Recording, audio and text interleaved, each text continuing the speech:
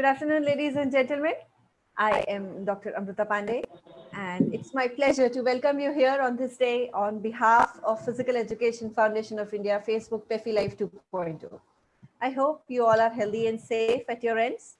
I would like to thank you for joining us today for this special presentation on women and sports media.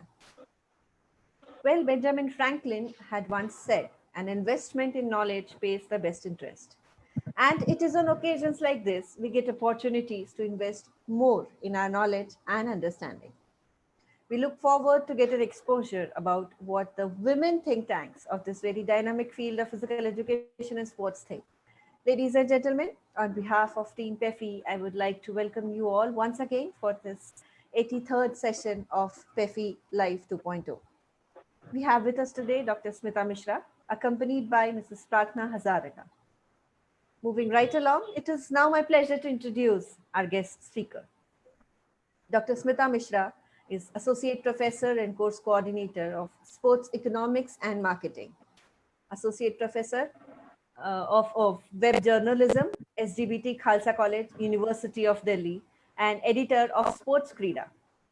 She is the recipient of Limca Book of World Record Certificate, Doordarshan Sports Commentator, Ladli Media and Advertising Award recipient from the Government of India, Bhartendu Harishchandra Award on Media Book, Electronic Media and Badalte Aya.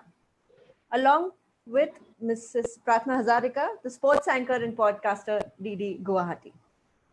From Team PEFI, we are accompanied by Tarun Sharma, a technical expert and also the big supporter and joint secretary of Physical Education Foundation of India.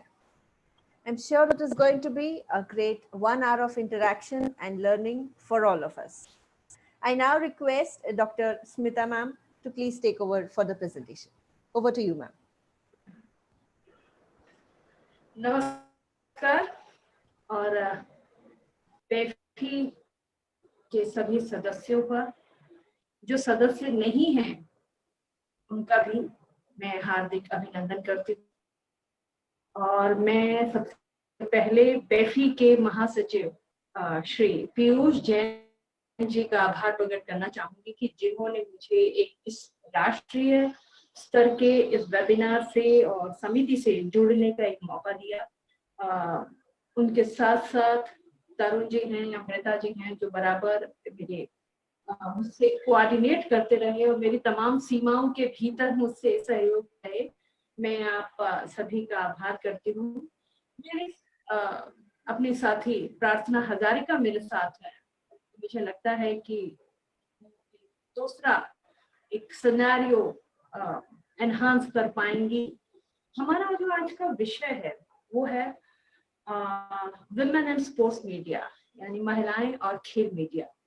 ये जो विषय है, ये विषय मेरे जीवन के बहुत करीब है, मेरे दिल के बहुत करीब है, क्योंकि इस विषय को मैंने बचपन से लेकर अभी तक जिया है। बचपन से स्पोर्ट्स में रही, स्पोर्ट्स में मैंने खेला। बास्केटबॉल मेरा खेल था, नेटबॉल मेरा खेल था और भारतीय टीम में नेटबॉल में मेरा सिलेक्शन भी हुआ था। और खेल के आधार पर ही स्कूल, कॉलेज, नेशनल्स और फिर कुछ जगहों पर मुझे नौकरी भी इसी आधार पर मिली, खेल के आधार पर। लेकिन मुझे लगा कि खेल के आधार पर जो नौकरी मिल रही है शायद मुझे वहां तक सीमित नहीं रहना, क्योंकि अभी थोड़ी स्थितियां बदली हैं। लेकिन मेरे समय में जब मैं पढ़ाई कर रही थी, ग्रेजुएशन कर रही थी दिल्ली यूनिवर्सिटी के हिंदू कॉलेज से, तो बहुत बेहतर अपॉर्चुनिटीज एक प्लेयर के लिए नहीं होती थी, चाहे वो वुमेन हो चाहे मैन हो। तो क्लैरिकल चीजें ऑफर नहीं होती थी। तो मैं शायद अपने को वहां तक रोकना नहीं चाहती थी, इसलिए मैंने खेल को छोड़ा और पढ़ाई की ओर वापस ध्यान दिया। और पढ़ाई की ओर बढ़ते बढ़ते फिर आगे कुछ जगहों पे गई, नौकरी की और आईपीएस पुलिस एकेडमी हैदराबाद में मैं सिविलियन ऑफिसर के तौर पे काम कर रही थी। तो मेरे मन में खेल को छोड़ दिया था, लेकिन खेल से जो लगाव है वो भीतर ही भीतर कहीं ना कहीं कुरेद रहा था। तो फिर मैंने सोचा कि खेल के मैदान के भीतर शायद मेरी पढ़ाई खत्म हो चुकी है, लेकिन शायद कोई और एंगल हो सकता है जहां से मैं खेल को वापस अपना जुड़ाव महसूस कर सकूं। तो फिर मैंने खेल पत्रकारिता की ओर रुख किया, अखबारों की ओर लिखना शुरू किया, रिपोर्टिंग स्टार्ट की और पुलिस अकेडमी में आई हैदराबाद। तो वहां पे मैंने अपनी पहली कमेंट्री स्टार्ट की, वो भी लाइव कमेंट्री स्टार्ट की। लाइव कमेंट्री आप यकीन मानिए कि स्पोर्ट्स की नहीं थी, बल्कि आईपीएस प्रोबेशनर्स की जो पासिंग आउट परेड थी वो दूरदर्शन पर लाइव जा रही थी, जिसकी मैंने कमेंट्री पहले की। तो कहीं ना कहीं एक नया एवेन्यू, जब उसको लोगों ने ठीक ठाक तारीफ की, तो मुझे लगा कि मैं इस ओर भी जाऊं। और फिर मैंने हैदराबाद से ही तमाम खेलों की जो नेशनल लेवल के थे उनकी मैंने कमेंट्री स्टार्ट की। तो ये एक यात्रा मेरी उस तरह से रही कि खेल के मैदान से लेकर के खेल मीडिया तक मैंने एक जर्नी की है। इस जर्नी के दौरान मैंने एक स्पोर्ट्स विमेन के तौर पर भी स्पोर्ट्स को जिया और एक स्पोर्ट्स मीडिया वुमेन के तौर पर भी मैं इसको जी रही हूँ। तो इस दृष्टि से अगर हम देखें तो खेल और खेल मीडिया और जो विमेन है, इस पर हम दो मुख्य बिंदुओं से बात कर सकते हैं। पहला जो बिंदु है वो पहला बिंदु रहेगा कि जो स्पोर्ट्स मीडिया है वो जो स्पोर्ट्स विमेन है उनको कैसे देखता है, उनको कैसे कवर करता है, वो क्या इमेजेस हैं जो स्पोर्ट्स मीडिया में हमें विमेन की दिखाई पड़ती है। और एक दूसरी दृष्टि इसमें हो सकती है कि जो स्पोर्ट्स मीडिया है उसमें जो काम करने वाले जो विमेन, जो महिला रिपोर्टर हैं, विमेन एंकर हैं, उन पर हम बात कर सकते हैं, उनके चैलेंजेस पे बात कर सकते हैं, उनके स्टेटस पे बात कर सकते हैं, उनकी स्थिति पे बात कर सकते हैं। तो ये दो बातें हो गई कि एक तो जो sports media women, sports women achievers को कैसे देख रहा है या इन जनरल वुमेन को कैसे कवर कर रहा है, और दूसरा हो गया कि जो स्पोर्ट्स मीडिया में जो विमेन है उनके क्या चैलेंजेस हैं, उनका क्या स्टेटस है। लेकिन इन दोनों ही बातों पर विचार करने से पहले मैं बात अपनी शुरू करूंगी कि खेलों में मीडिया, खेलों में जो महिलाएं हैं उनके आने से जो यात्रा शुरू होती है। तो जो खेल है और जो विमेन है, इनका जो संबंध है ये कोई अलग से संबंध नहीं है, ये उसी से जुड़ा हुआ है कि समाज में महिलाओं की क्या स्थिति है। यानी किसी भी सोसाइटी में जो स्टेटस है विमेन का, उससे सीधा सीधा जुड़ा हुआ है।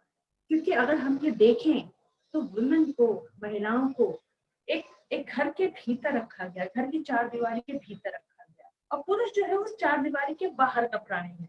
तो यानी एक पर्सनल हो गया और एक हो गया सोशल हो गया।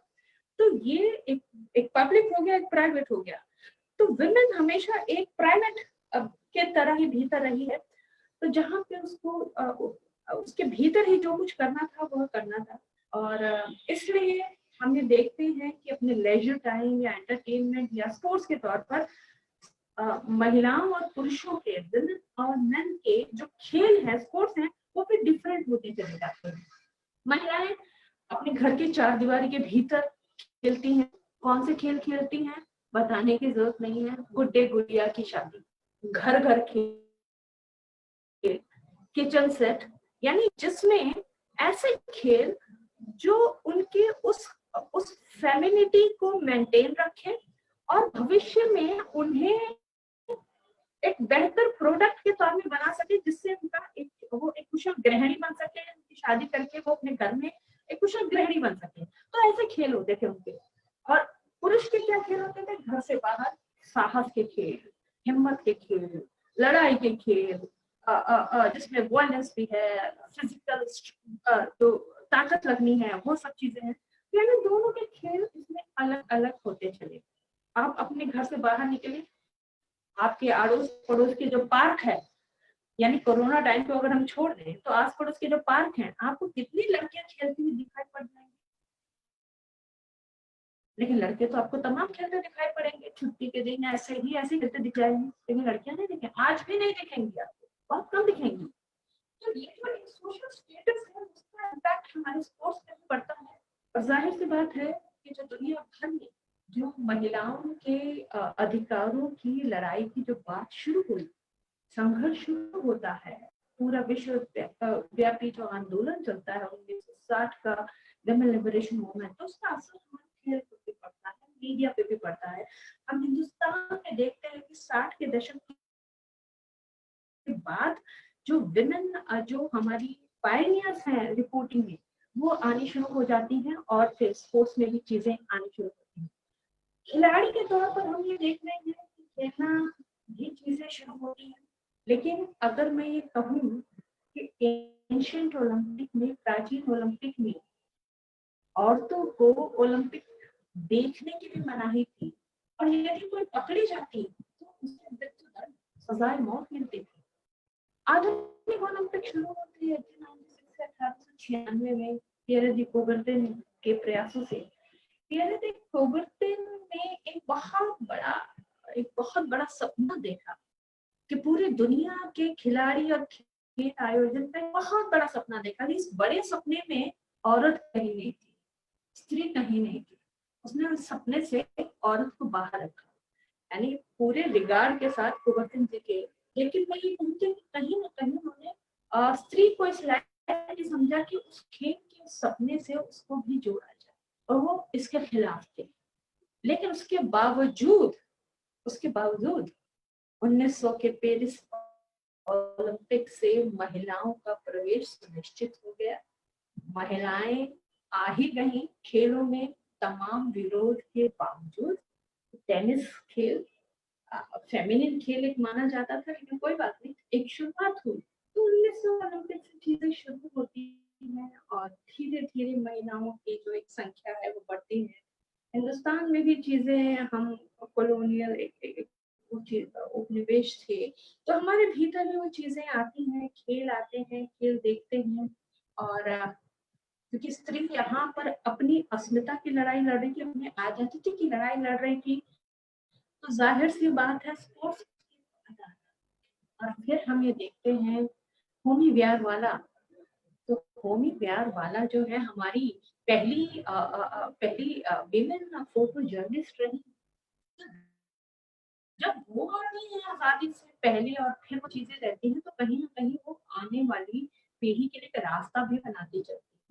तो हम ये देख रहे हैं कि महिलाएं भी आ रही हैं, सरकारिता की चीजें आ रही हैं। और अब एक बड़ा नाम सामने आता है कि पीटी उषा, यानी बहुत सारे नाम है। मैं यहाँ पे नामों के और आंकड़ों के उलझान में नहीं फंस रही, मैं केवल मुद्दों की बात कर रही हूँ यहाँ पे।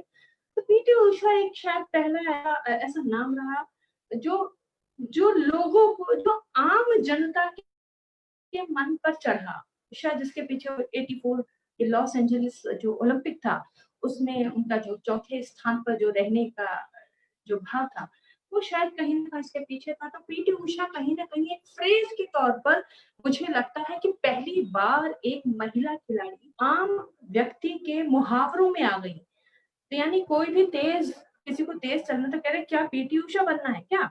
तो यानी पीटी उषा एक खिलाड़ी न रहकर एक मुहावरा, एक मेटाफोर के तौर पे तब्दील हो जाती है। तो वो शायद पहला एक ऐसा था जहां पर हमारी एक पहचान बननी शुरू होती है। उसके बाद तमाम एक दौर आते हैं, मैं फिर उन दौरों पे नहीं जाती हूँ। एथलेटिक्स है, तमाम इसमें आ रहे हैं, ज्यादातर एथलेटिक्स में आते हैं।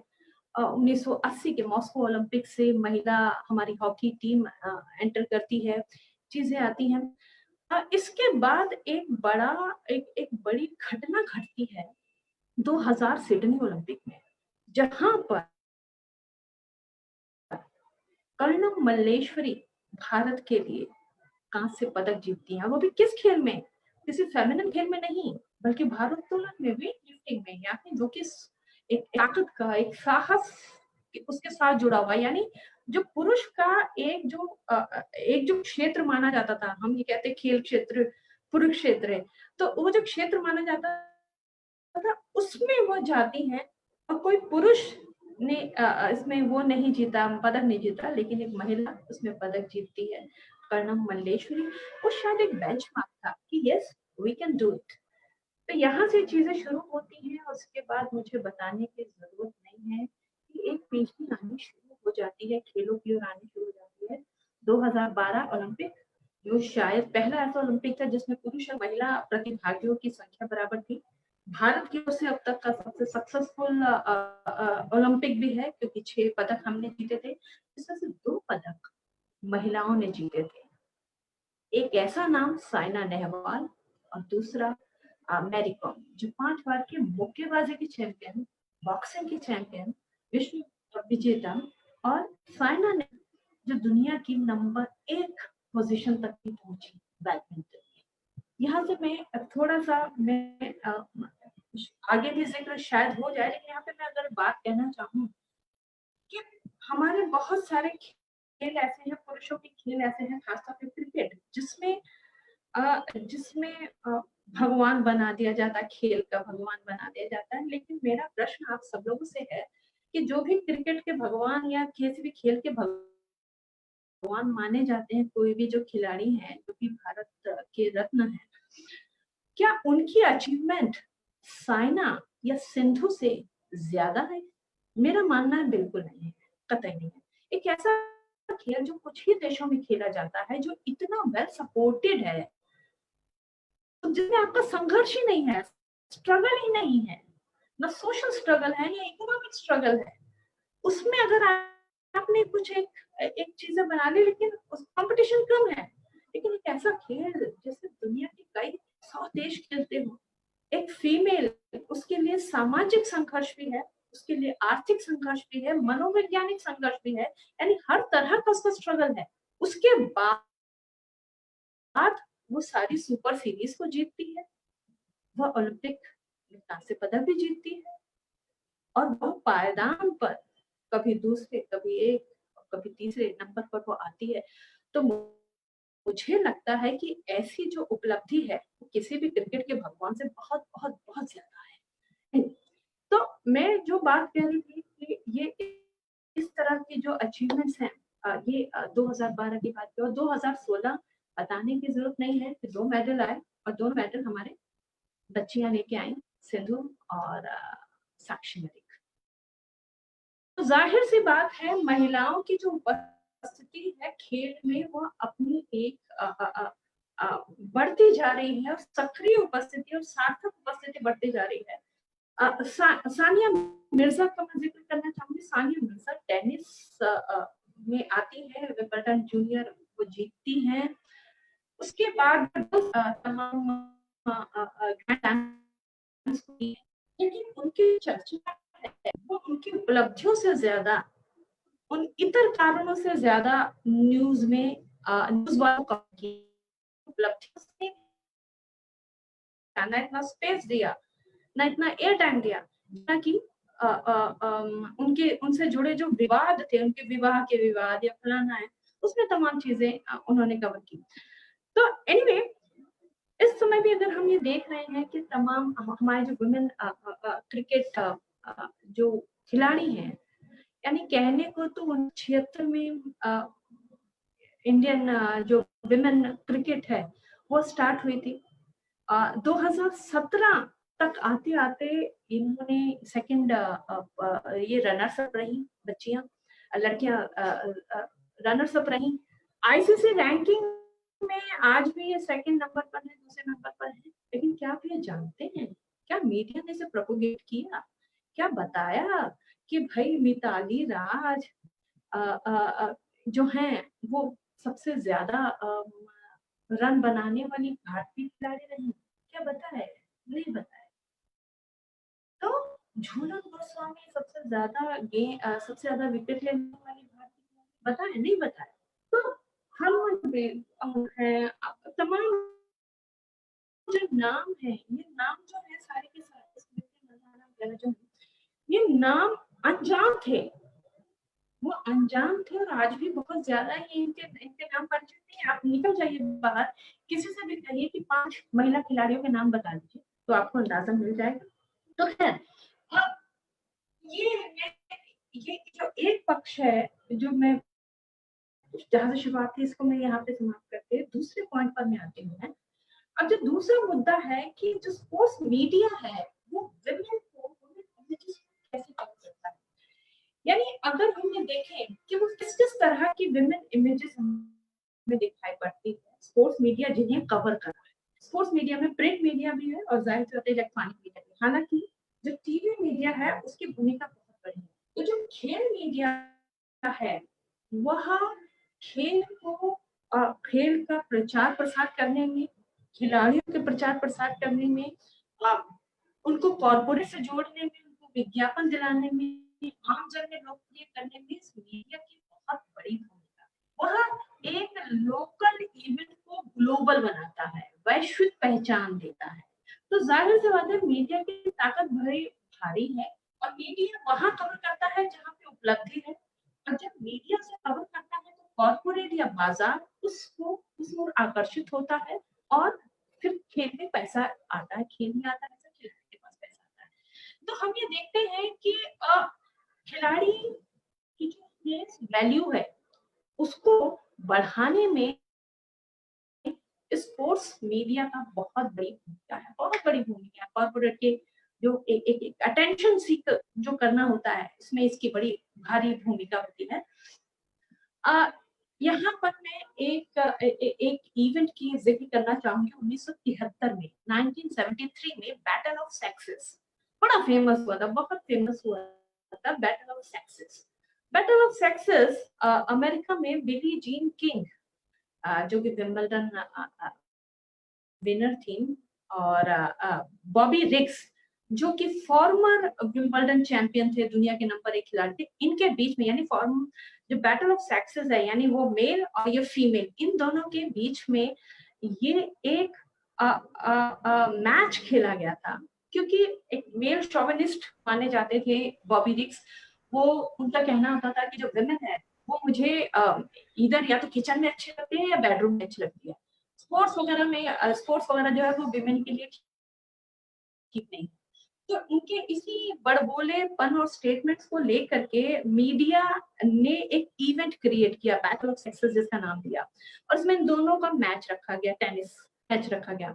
और आप यकीन जानिए कि बिली जीन किंग ने इस मैच को जीता, इस मैच को उन्होंने जीता। और आप टेलीविजन ने इसका लाइव प्रसारण किया, इसलिए ये पूरे स्पोर्ट्स मीडिया में बड़ा एक इंपॉर्टेंट इवेंट माना जाता है कि उसका लाइव प्रसारण किया और 50 मिलियन दर्शकों ने पूरे दुनिया में इस मैच को देखा। 30-40 हजार दर्शक स्टेडियम में मौजूद थे और 50 मिलियन दर्शक जो हैं वो टीवी पर इसको देख रहे थे। तो जानिए कि स्पोर्ट्स मीडिया की कितनी एक बड़ी इसमें भूमिका होती है। तो मैं बात कर रही थी वो किस तरह की जो इमेजेस हैं वो हमें स्पोर्ट्स मीडिया में दिखाई पड़ती हैं। पहली जो विमेन प्लेयर है उसको कैसे कवर कर रहा है। दूसरी इमेज हमें दिखाई पड़ती है जो महिला दर्शक है जो स्टेडियम में उपस्थित है। तीसरी है जो स्पोर्ट्स की एडमिनिस्ट्रेटर है या मैनेजर है। चौथी वो है जो चीयर लीडर है या फिर प्राइज मनी के तौर पर वो साथ में विजेता के साथ में ट्रॉफी वगैरह लिए खड़ी रहती हैं, जैसे फार्मूला 1 वगैरह में देखते हैं, और जब मौका पड़ता है तो उसे किस भी दे देती हैं। और फिर एक पांचवा और अंतिम एक लास्ट एक इमेज हमें दिखाई पड़ती है, वो है जो मेल प्लेयर है उसकी गर्लफ्रेंड के रूप में। यानी स्पोर्ट्स मीडिया का सर्वाधिक जो इंटरेस्ट है वो वुमेन अचीवर की अचीवमेंट्स को फोकस करना नहीं, बल्कि जो मेल प्लेयर है उसके साथ उसकी गर्लफ्रेंड कौन है। इसलिए आप देखते हैं कि क्रिकेट में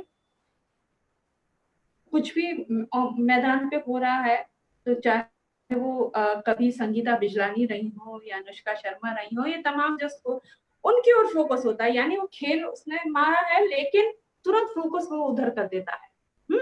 तो इस तरह से उसकी पहचान और न्यूज जो है वो उनकी बनी रहती है। अब फिर जैसे मैंने कहा कि आजकल आईपीएल का दौर है, तो आईपीएल में आपकी जो मुंबई इंडियन में नीता अंबानी हो गई या प्रेटी जिंटा हो गई, इनकी जो कुछ खबरें होंगी वो हथौड़ा लेके जो नीलामी हो रही है उस कवरेज को वो लेंगे, या किसी किसी किसी प्लेयर से वो आर्ग्यूमेंट कर रही हैं या डांट रही हैं तो वो फोटोज होंगी। फिर जो टेलीविजन कैमरा है वो क्या करता है, वो पूरे स्टेडियम में एक कैमरा केवल इसीलिए एक्सप्लोर मुझे लगता है कि करने के लिए छोड़ दिया जाता है कि देखिए आप सब खूबसूरत और ग्लैमरस दर्शक कौन है, महिला दर्शक कौन है, उसको वो पूरे उसी में फोकस करता है, उसकी बॉडी लैंग्वेज, उसकी कम्यता, उसकी इस चीज को, इमेजेस को वो देखता है।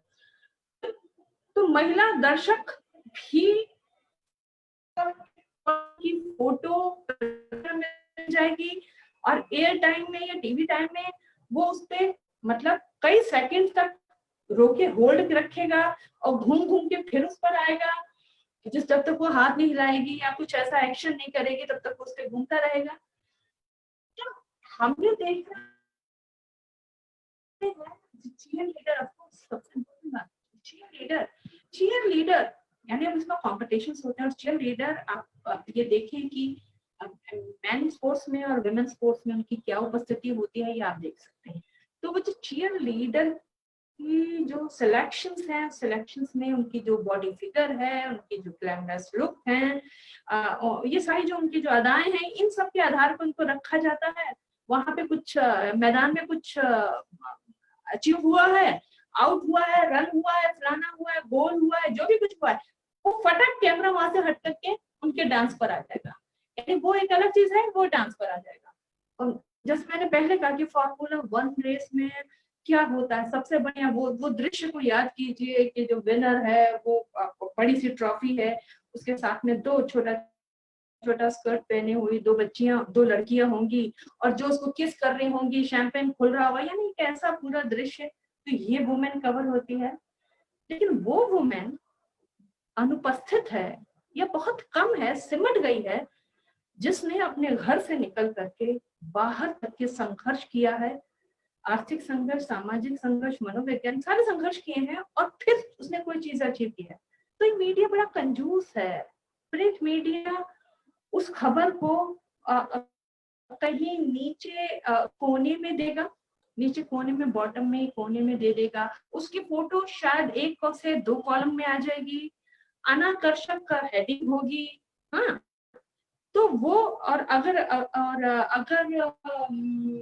टीवी मीडिया है तो उसकी खबर शायद केवल लाइन चला दी जाएगी, फोटो स्टिल फोटो दिखा दी जाएगी, उसकी वीडियो फुटेज शायद नहीं होगी, है ना। और किस तरह से दिखाई जाती है, तो ये पूरी की पूरी जैसे हम कहते हैं कि पूरा जो एक परिदृश्य है वो हमारे सामने 5 इमेजेस में आता है कि हमारा स्पोर्ट्स मीडिया किस तरह से इसको कवर करता है। तो यानी अगर हम एक कंपैरिजन लें कि जो जो स्पोर्ट्स मीडिया है वो मेन स्पोर्ट्स को कैसे देख रहा है और वुमेन स्पोर्ट्स को कैसे देख रहा है, तो हम ये देखते हैं कि पहली बात जो इसमें सबसे इम्पोर्टेंट है कि जो प्रोडक्शन है, प्रोडक्शन चेंज होता है।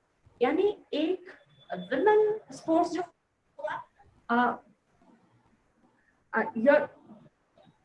एक जो वुमेन स्पोर्ट्स होगा वो वुमेन स्पोर्ट्स एक जनरल टाइम में प्रसारित हो रहा है, या उसकी ईएनजी कवरेज होगी। ईएनजी कवरेज मतलब वो एक कैमरा से सिंगल कैमरा शूट होगा, जिसको फिर एडिट करके बाद में कभी दिखा दिया जाएगा।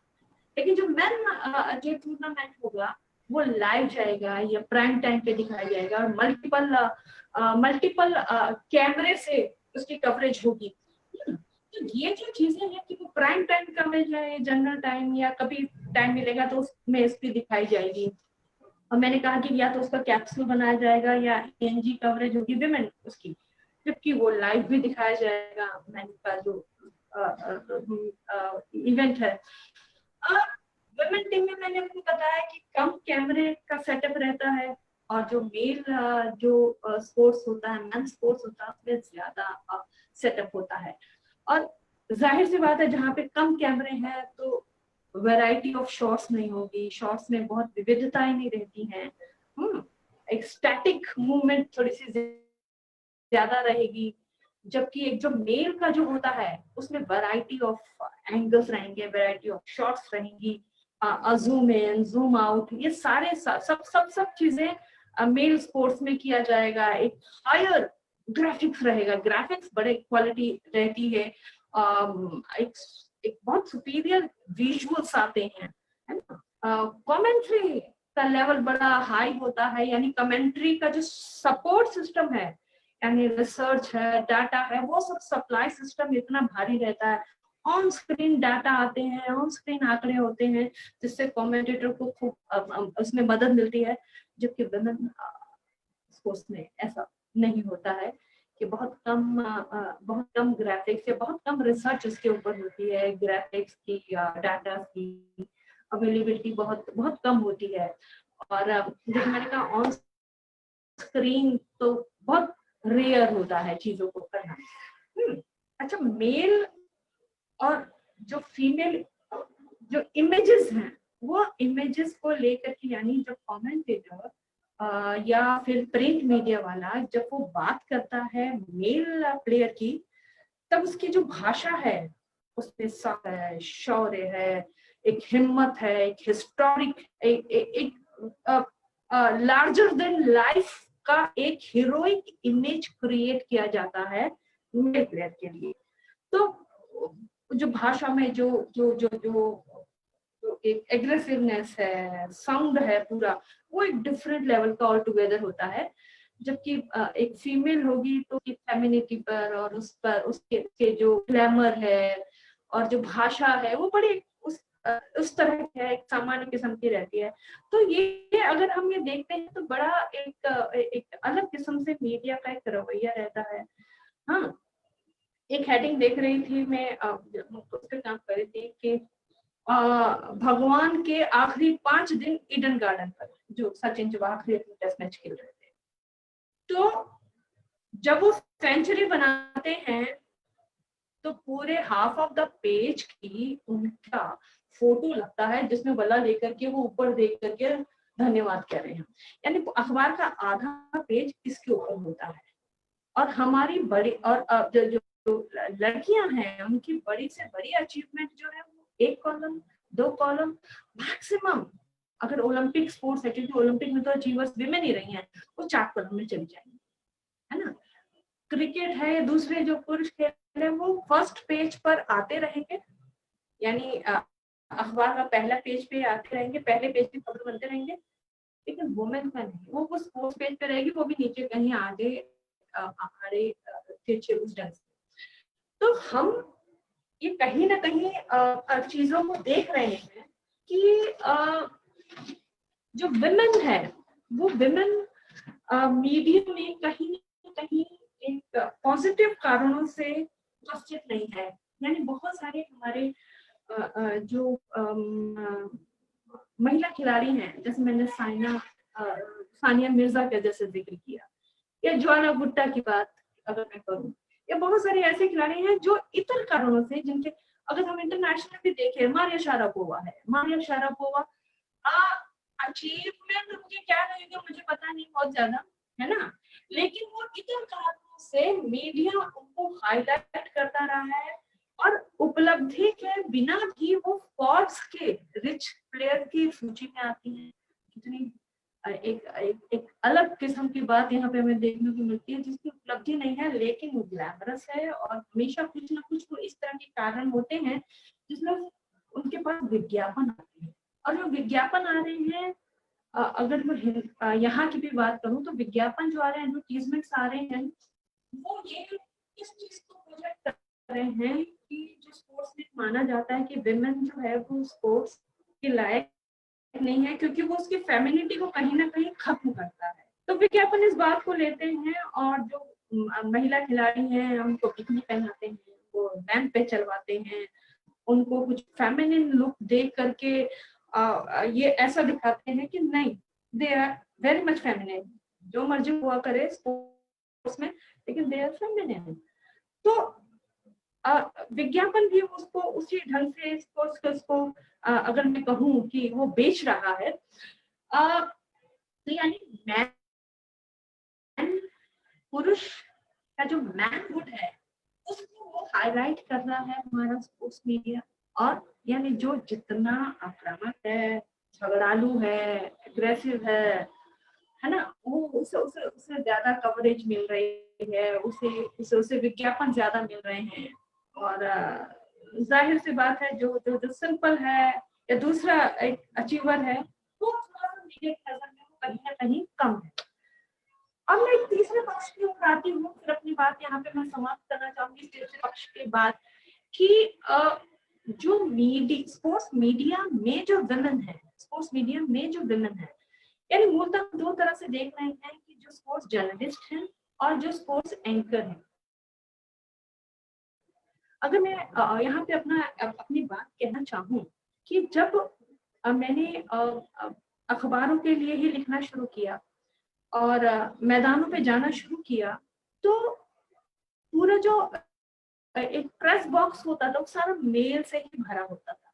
तो जब मुझे आज भी याद है, जब मैं पहली बार फिरोजशाह कोटला में घुसी थी, तो कोई जो मेल जो और ड्यू रिस्पेक्ट, तो जो चेयर्स रखी है तो उस पर कोई पैर रख के बैठा है और अपना सिगरेट पी रहे हैं और अलग अलग किस्म में बातें हो रही है, अलग अलग किस्म की भाषा में हो रही है। तो as soon as I entered, तो वो ऐसे करके देखना कि मतलब कौन है भाई ये, कौन हमारे इस एरिया में ये कौन है जो चली आ रही है। तो एक स्टार्टिंग में एक वुमेन स्पोर्ट्स जर्नलिस्ट के लिए बड़ा एक जो मेल गेज है, वो मेल गेज जो है उसको भी, उससे भी कोप अप करना हमारे लिए एक स्ट्रगल रहा है कि उसको देखना, जहाँ पे आपकी चाल लड़खड़ा जाए कि आपको 20 मील या 25, ये तो कम ही बता रही हूँ, कि आपको एक साथ देख रहे हैं, आपकी हर चीज को देख रहे हैं, आप पेन उठा रहे हैं, आप उसको देख रहे हैं, वो ये देखना चाह रहे हैं कि मैं क्या देख रही हूँ, है ना। तो वो कहाँ जा रही हूँ, कहाँ उठ के जा रही हूँ, फिर स्टेडियम या इन सब की व्यवस्थाएं, यानी फीमेल है तो उसे बाथरूम भी जाना है, तो वो लू को ढूंढना, बाथरूम को ढूंढना भी वो अपने आप में एक स्ट्रगल है। किसी से पूछना भी कि भाई कहाँ है, बाथरूम कहाँ पे है। तो ये जो बड़ी एक बुनियादी तौर की जो दिक्कतें हैं, ये इस तरह से मतलब मैंने खुद फेस की हैं। और फिर यानी जो और इस तरह से जो टीवी मीडिया में जो आई, तो टीवी मीडिया में मैं सुमन शर्मा जी का नाम लेना चाहूंगी, जो संभवतः भारत की पहली महिला कमेंटेटर हैं, जिन्होंने 1982 के एशियाई खेलों से कमेंट्री की शुरुआत की थी, महिला शुरुआत की थी। तो उन लोगों की जो दिक्कतें हैं वो हमसे भी थोड़ी ज्यादा रही, हमसे भी ज्यादा, क्योंकि वो ऑल अलोन थी। तो ये जो ग्रेजुअली है कि press box was meant for a male box, आदमी के लिए होता था, तो वहां पे जाना, रिजल्ट को पूछना, प्रेस रिलीजेस, ये हर उसका एक स्ट्रगल रहा है। और फिर आज हम ये देख रहे हैं, आज जब मैं कभी जाती हूँ फील्ड कवरेज के लिए कभी जाती हूँ, तो उसमें हम देखें कि ज्यादा से ज्यादा बच्चियां जो हैं, ज्यादा से ज्यादा लड़कियां हैं, नई जनरेशन जो है वो अब हमें दिखाई पड़ने लगी है। तो ये एक बड़ा पॉजिटिव साइन है कि स्पोर्ट्स जर्नलिज्म में नई लड़कियां जो है वो आ रही हैं। लेकिन एक दुखद स्थिति ये है कि जो नई लड़कियां आ रही है, बच्चियां, वे मेल से कहीं ना कहीं मुकाबला करने के लिए भी वो पॉपुलर किस्म के खेलों की ओर ही जाती हैं, यानी ग्रास रूट लेवल के खेलों को या इश्यूज को बहुत कम हैंडल कर रही हैं। वो आईपीएल में इनका ज्यादा इंटरेस्ट है, वो मेल क्रिकेटर्स में ज्यादा इंटरेस्ट है, या फुटबॉल लीग्स है, इस पे ज्यादा इंटरेस्ट है ना। जो एक मेट्रोस के जो बड़े मतलब talk about the town types जो टॉपिक्स होते हैं उसमें उनका ज्यादा इंटरेस्ट है। लेकिन गांव देहात और दूर सुदूर जो हमारे चाहे भारतीय खेल हो या उनके दिक्कतों को करने के लिए मुझे लगता है हमें और थोड़ा सा प्रयत्नशील होना चाहिए। इलेक्ट्रॉनिक मीडिया की ओर मैं आती हूँ। इलेक्ट्रॉनिक मीडिया में दो तरह से हमें दिखाई पड़ते हैं, एंकर और कमेंटेटर। तो हम ये देखते हैं कि जो स्पोर्ट्स एंकर हैं उसमें महिलाएं ज्यादा हैं, लेकिन हर टूर्नामेंट या हर एडिशन या थोड़े टाइम के बाद वो बदल जाती है, क्योंकि उनकी जो क्वालिफिकेशन है वहां पे नॉलेज नहीं है, उनकी बॉडी फिगर है, वो कैसी दिखती हैं, चाहे वो बहुत सारे नाम है, मैं यहाँ पर जिक्र नहीं करूंगी, तो वो कैसे दिखती हैं। और जबकि जो मेल एंकर है या मेल एक्सपर्ट है, वो जितना उम्र दराज होता जाता है वो उतना ज्यादा उसकी लॉन्जिविटी उतनी ज्यादा है, फीमेल एंकर की लॉन्जिविटी नहीं है। तो वह क्योंकि वो उसका जो क्राइटेरिया है वो है नॉलेज, जिसमें नॉलेज ज्यादा है मेल उसको लिया जाएगा, लेकिन फीमेल में उसको लिया जाएगा कि जिसके पास ग्लैमरस और एक लुक्स हैं उसको लिया जाता है। और उसमें आपको स्पोर्ट्स के बारे में बहुत भी बात करनी होती है, आप अदर टॉपिक्स को स्पोर्ट्स से जो एक होता है बज क्रिएट करना, वो उसमें ज्यादा उसका एक फोकस रहता है। और लेकिन जो स्पोर्ट्स कमेंटेटर्स हैं, स्पोर्ट्स कमेंट्री में हमें बहुत कम फीमेल दिखाई पड़ती है, क्योंकि स्पोर्ट्स कमेंट्री में आपको रिसर्च करना पड़ता है, आपको पढ़ना पड़ता है, आपको खेलों के बारे में जानना पड़ता है, एवरीथिंग हिस्ट्री से लेकर हर चीज को जानना पड़ता है, इश्यूज को जानना पड़ता है। और आप वहां पर कैमरे के पीछे होते हैं, आपकी शक्ल नहीं दिखती है, तो जाहिर सी बात है कि वो इतना आकर्षक चीज नहीं है कि आप कैमरे के सामने नहीं है, आप कैमरे के पीछे से जहां से आपकी केवल आवाज आनी है। तो वहां पर फीमेल की एंट्रीज बहुत बहुत बहुत कम है। अच्छा, फिर फीमेल जो रिपोर्टर्स हैं उन्हें बड़े टूर्नामेंट कवर करने के लिए बहुत कम मिलते हैं। पहले वो डेस्क पर ही रहती थी, फिर फील्ड में कम भेजा जाता था, डेस्क पर भी सॉफ्ट न्यूज है। तो ये सब चीजें चेंजेस जो हैं वो हमें, क्योंकि महिला बदल रही है, स्थितियां बदल रही हैं, समय बदल रहा है, समाज बदल रहा है, तो खेल भी बदल रहा है। और खेल की जो अचीवर्स हैं वो भी मेल से ज्यादा फीमेल पढ़ रही हैं। तो मुझे लगता है कि ये एक बड़ा पॉजिटिव साइन भी है, लेकिन इस पॉजिटिव साइन से बचने की के साथ सावधानी भी जरूरी है, क्योंकि फीमेल जो है, औरत जो है, उसकी पूरी लड़ाई ये है कि हम केवल शरीर नहीं है, हमारे पास दिमाग भी है। तो लेकिन पूरी लड़ाई इसी बात को लेकर के है, लेकिन अभी क्या है, बाजार जो है वापस उसे उस शरीर की ओर भी धकेल रहा है कि आप बॉडी ही हैं। तो हमें खासतौर में महिलाओं को या नई बच्चियों को इस बात को समझने की जरूरत है कि हम अब थोड़ा सा अपने को सावधान रखें, और आने वाला समय हमारा ही है। अब मुझे लगता है कि मैं अपनी बात यहाँ पर अपनी बात कह पाई हूँ। आगे अमृता, ऐसा भी आप कहना चाहें? राइट मैम, आपकी बात हम सबने सुनी और बहुत काफ़ी इंटरेस्टिंग थी, काफ़ी नए आयाम जानने को मिले, समझने को मिले कि कहीं ना कहीं फीमेल्स कहिए या वुमेन कहिए, ये क्यों स्पोर्ट्स जर्नलिज्म में थोड़ा सा पीछे हैं, या हम कहाँ कम रह रहे हैं because of our aspects and perspectives. Ma'am, मैं आपसे पूछना चाहूँगी, is this the right time, क्या हम आपका वो प्रेजेंटेशन एक बार हमारी व्यूअर्स को, हमारे ऑडियंस को भी दिखाएं? दिखा तरुण दीजिए, सर। अगर आपके पास है अगर जी मैम। समय है तो दिखा दीजिए। जी ma'am, I would now request Tarun sir to please play this presentation.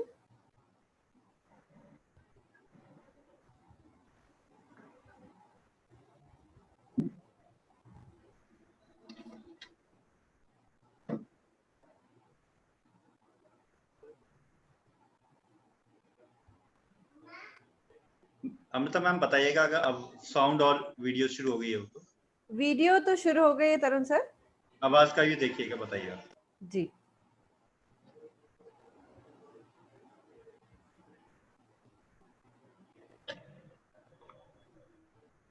मैं स्मिता मैम से ही रिक्वेस्ट करूंगी कि वो हमारे ऑडियंस को बताएं कि उन्होंने किन चीजों को एज अ वीडियो में रखने प्रेजेंट करना चाहा है हमारे सामने।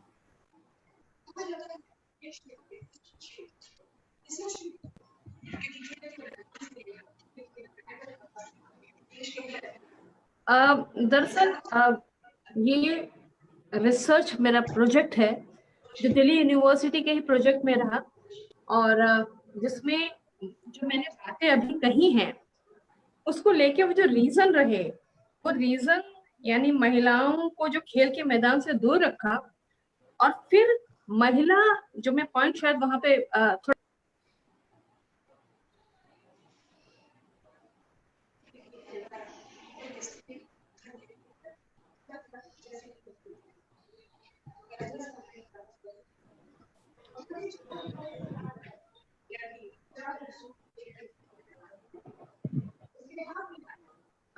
शायद आवाज में, लेकिन जो ये हाई रेजोल्यूशन का है, तो इसमें दिक्कत ये हुई कि जो वुमेन एम्पावरमेंट है, यानी हम ये देख रहे हैं कि तमाम ये जो महिला खिलाड़ी हैं, ये एक बड़े हम्बल बैकग्राउंड से निकल के आती हैं, स्ट्रगल करती हैं, अपने को सशक्त करती हैं और अपने परिवारों को सशक्त करती हैं। चाहे शाहबाद मारकंडा की हम हॉकी एकेडमी को देखना चाहें, साइना नेहवाल की अचीवमेंट्स को चेक करना चाहें, तमाम हॉकी की जो खिलाड़ी हैं, मैरी कॉम है, इस तरह की, या तीरंदाजी में जो ऐसी हैं बच्चियां, वे न केवल आकर के स्वयं को स्थापित कर रही हैं, बल्कि जो अपने परिवार हैं, उन परिवारों को भी एक सामाजिक और आर्थिक सुरक्षा दे रही हैं।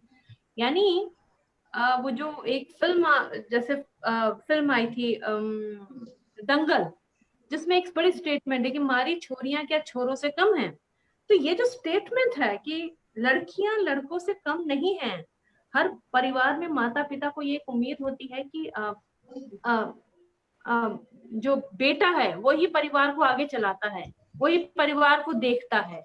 लेकिन खेल जो है वह ये एक स्थापित करता है कि नहीं, बेटियां भी बेहतर कर पाती हैं।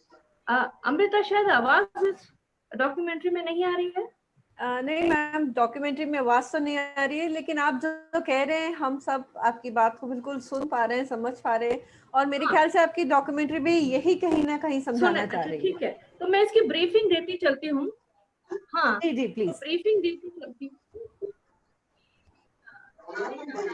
यही कहना चाहा है कि जो खेल है वो महिला सशक्तिकरण में बड़ा महत्वपूर्ण माध्यम रहा है।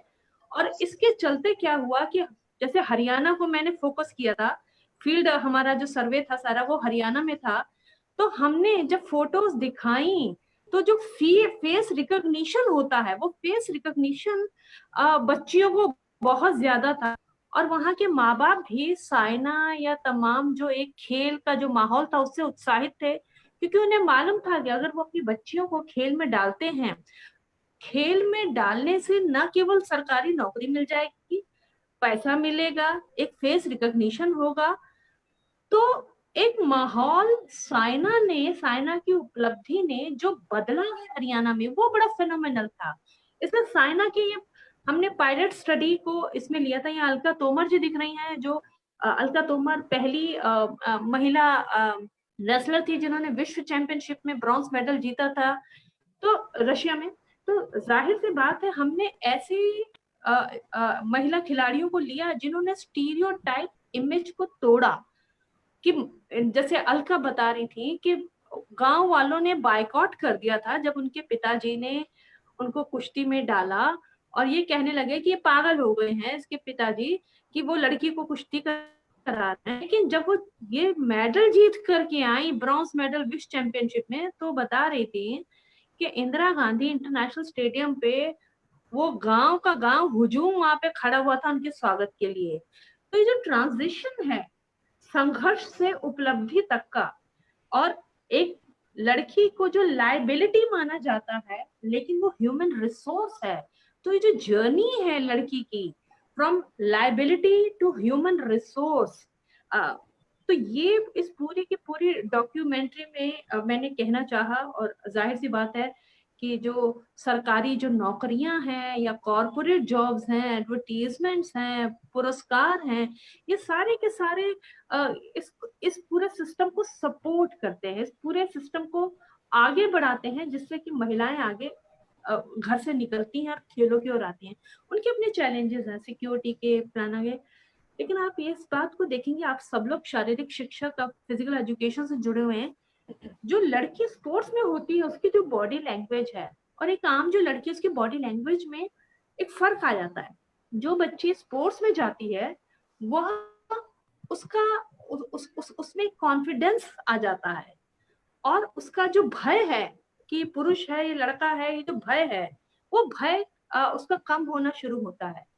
तो इस पूरी डॉक्यूमेंट्री में हमने यही देखा है कि योनिक्स है या तमाम जो मार्केट है वो साइना की उपलब्धि को कैसे देखता है, उसको एडवर्टीजमेंट देता है, चाहे वो रिकी स्पोर्ट्स हो, योनेक्स हो, तमाम जो इस तरह की चीजें हैं।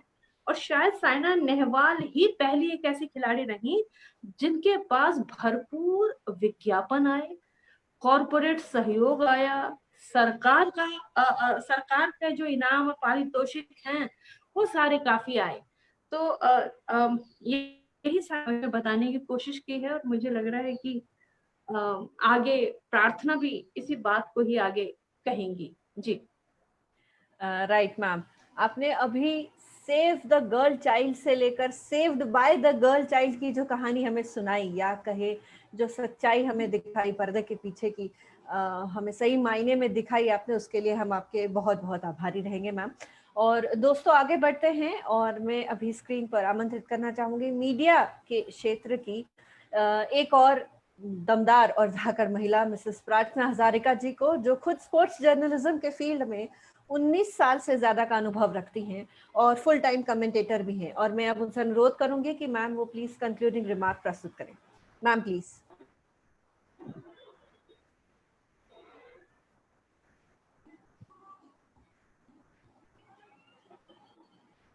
प्रार्थना मैम, अमृता मुझसे कुछ कहा? मैम आपका mic.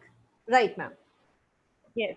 First of all, thank you, Pefi, for giving me the opportunity to talk. And it was always wonderful to listen to Smita ma'am, because she has done extensive coverage and she has done quite a lot of research and study on this, which is very rare in today's world. Thank you so much. जो कि Smita ma'am ने बताया कि I have 3-4 examples जो कि मुझे लगा कि मुझे share करना चाहिए, and I truly agree to what Smita ma'am said about women athletes being portrayed just as a saleable product, either on television or print.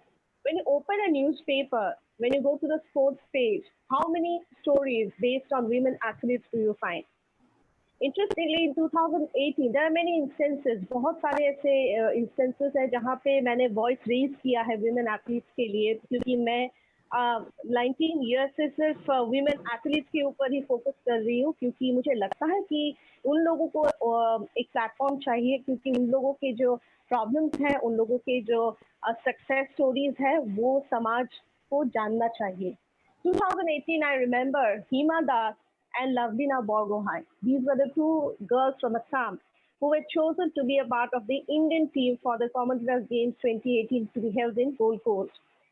To my utter surprise, एक भी न्यूज़पेपर में या टेलीविजन चैनल में जो locally यहाँ run करते हैं, vernacular dailies में, फ्रंट पेज जो एक न्यूज़ आइटम था वो कहीं भी नहीं छपा, और कहीं ऐसे एक चैनल भी नहीं था जिसने कि हाईलाइट किया कि ये दो असम की जो लड़कियां हैं, एक तो लवलीना बोरगोहाइन और जो कि एक बॉक्सर है जो कि हाल ही में उन्होंने वर्ल्ड चैंपियनशिप्स में बैक टू बैक मेडल जीता हुआ है, और एक ओलंपियन बॉक्सर है।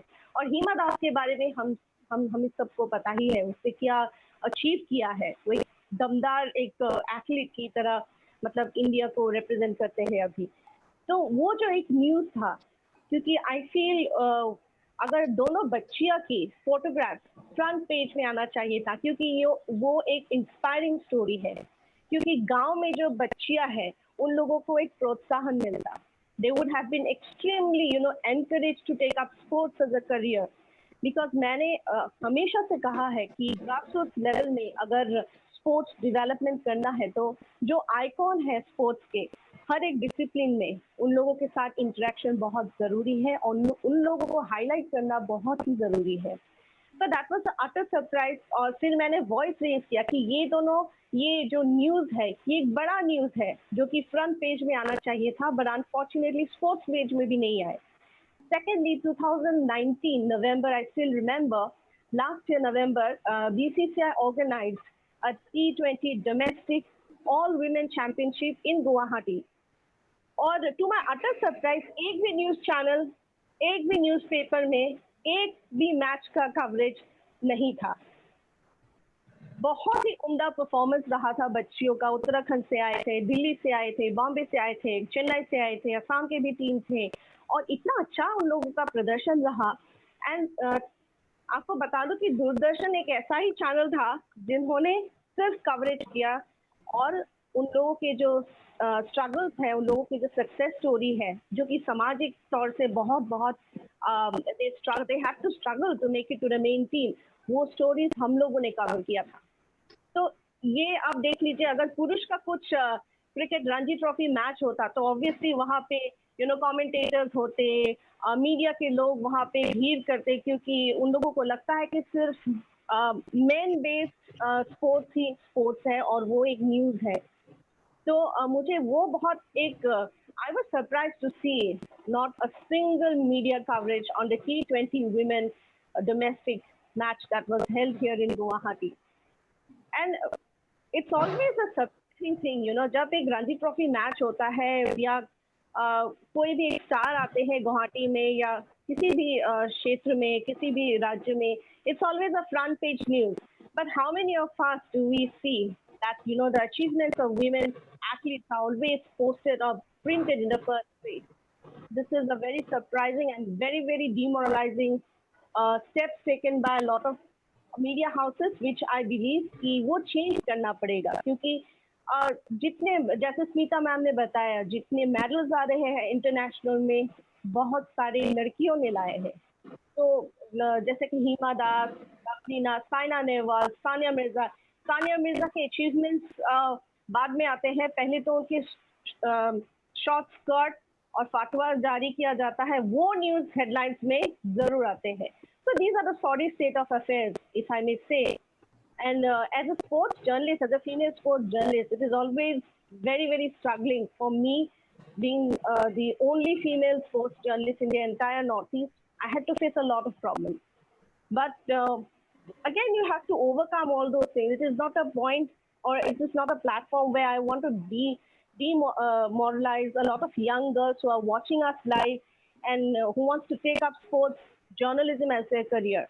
What I would say is you have to be extremely strong to pursue a career of a sports female journalist, because when you go out for coverage, you will obviously find a lot of people gazing at you. When I enter a press conference hall, 1% of my man colleague will appreciate your work, but 99% will always say, "Oh, Pratna, you have put on weight. Acha, Pratna, aaj tum ekdam thaki hui lag rahi ho." I mean, what are these comments all about? They're trying to bring you down. But remember, you have to be extremely strong and you have to be extremely focused, and you have to know what you want to do and what you want to achieve. Of late, after 2018, मैंने commentary शुरू की है, sports commentary. उसमें भी बहुत struggle करना पड़ता है, क्योंकि लोगों को लगता है कि हमारे पास तो दिमाग है ही नहीं। मतलब yesterday I was having a conversation with Aparna Popat, और हम कितने महिला के वॉइसेस सुनते हैं कमेंट्री बॉक्स में।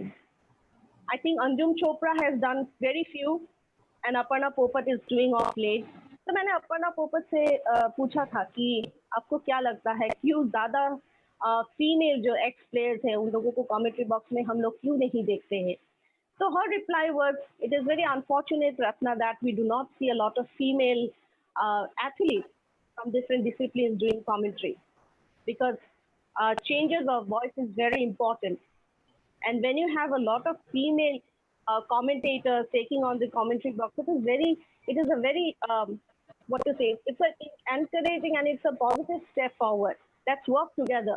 I'm not a feminist, but I want my rights, rights of being a woman and rights of having brains along with hard work capacity and capability to move forward." It is very important for female journalists to, motivate these young athletes also. There should be a lot of stories. बहुत सारे stories, मतलब प्रचार होना बहुत ही जरूरी है, क्योंकि हमारे जो बच्चियां हैं, young girls, they're doing so well. It is not that, going out and taking an interview of Virat Kohli or, any Ranji player is a story or journalism. That I always say is doing a cricket PR, I guess. It is not journalism. If you want to do journalism, you have to get into the grassroots level. When I speak to a lot of people, जब बात करते हैं बहुत सारे female athlete से जो कि stars है अभी, लाइक मैरी कॉम ने भी बहुत पहले मुझे बताया था कि प्रश्न बहुत दुख होता है जब रिकॉग्निशन नहीं मिलता है। जब हम लोग एयरपोर्ट में पहुंचते हैं तो when you see a men team coming, तो वहाँ पे बहुत सारे मीडिया होते हैं, फोटो क्लिक करते हैं, इंटरव्यूज लेते हैं, पर जब फीमेल एथलीट कुछ अचीव करके घर वापस आते हैं तो बहुत कम मीडिया कवरेज मिलते हैं उन लोगों को, और बहुत ज़्यादा प्रोत्साहन नहीं मिलता है। तो ये एक मुझे लगता है कि एक नेगेटिविटी जो है वो नहीं होना चाहिए, और मुझे लगता है कि अभी टाइम है, हम लोग की जो मेंटालिटी है, जो साइकोलॉजी है, वो चेंज करना पड़ेगा, और ज़्यादा से ज़्यादा महिला journalist have to work in this field of journalism to bring out stories and success stories of young female athletes, because that is very very important for a better society. और मुझे लगता है कि sports we can build up a great nation और social changes ला सकते हैं हम. Right, that was really wonderful, ma'am, and I am very much sure and very much happy that you rounded up all the things that Smita ma'am said in a nutshell, in a time capsule. And with this, ladies and gentlemen, that this wraps up our 83rd session of PEFI Live 2.0. Well, regarding this session, ladies and gentlemen, an event like this cannot happen overnight. The wheels start rolling weeks ago. It requires planning and bird's eye for detail. We have been fortunate enough to be backed by a team of very motivated and dedicated colleagues of Team PEFI, this organization who know their job and are also result oriented. I cannot thank everyone enough for their involvement and their willingness to take on this completion of tasks beyond their comfort zones. On behalf of Physical Education Foundation of India, I once again thank you all for making time in your busy schedules to join us here. It's been our pleasure to host this event, and I wish you all a very pleasant day. Thank you so very much. Thank you. Shukriya. Thank you.